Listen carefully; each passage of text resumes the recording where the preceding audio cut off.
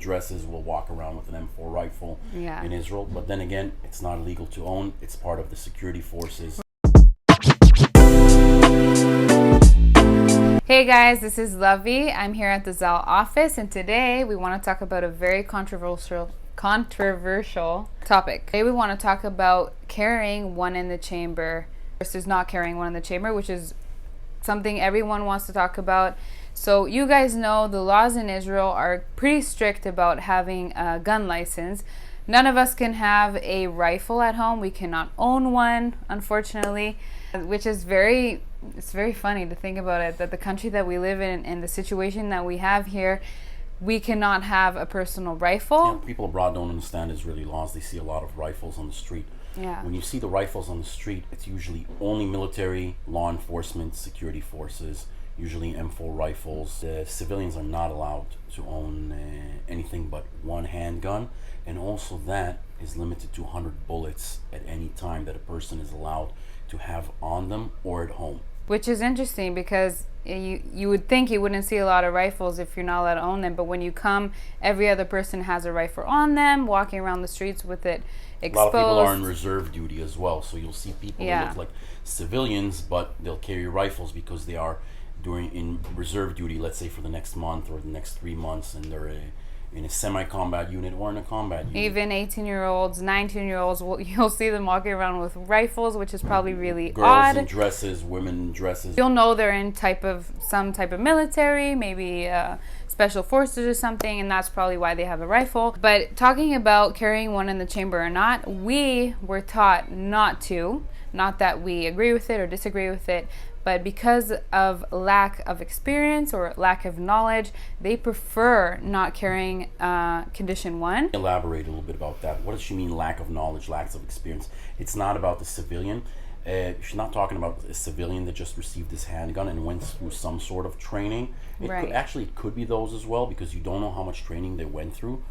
It's more that you have 18-year-olds going into mandatory military service in Israel for the next 2 years, whether it's girls or 3 years men. The idea was that you got such a big part of the population that they're so young and they're going home with basically fully automatic rifles.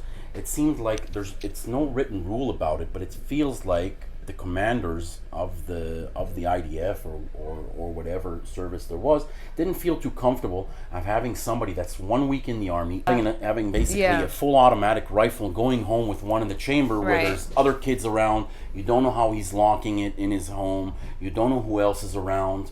Which I can agree with that. Like, that sounds very reasonable to me. Thinking of an 18-year-old, 19-year-old, or even a dad that has a little bit more experience, having a pistol at home that has one in the chamber can sound a little bit dangerous. And I think it's just for extra safety. Not that they don't have the knowledge and they didn't go through the training. They did.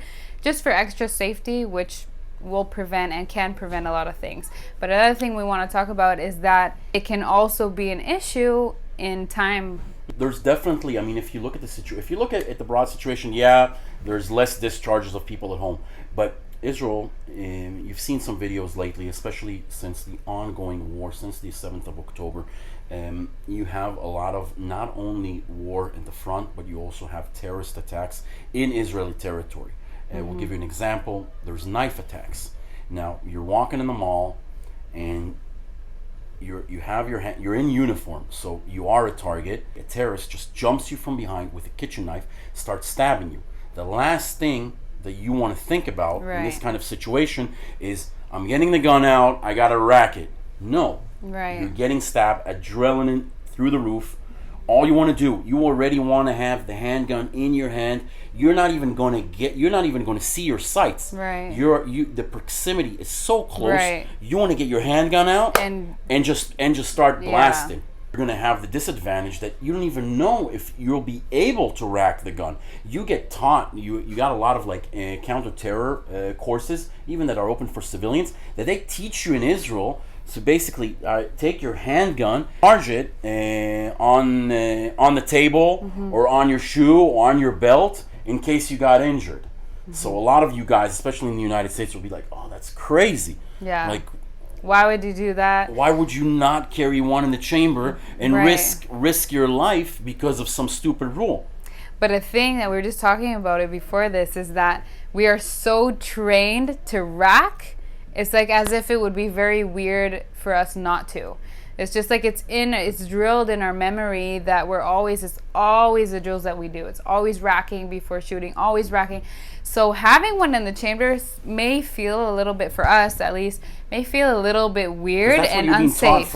Lovey went into the military when she was 18 years old. That's what they taught her. The first time she held a gun, right. They taught her it never is allowed to have to be in condition 1. It's a huge debate. I think this conversation can go on and on about the pros and cons of how you should carry, if you should carry that way or not.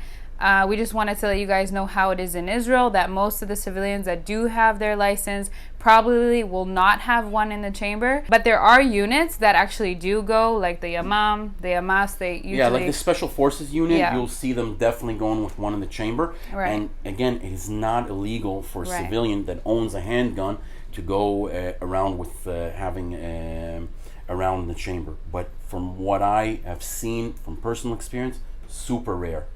Sound off in the comments. Tell us what you think. We know it's not perfect. We'd love to hear from you. It's a huge debate we've seen in other places. We want to see what you guys think. Thank you guys for watching. We'll see you in the next video.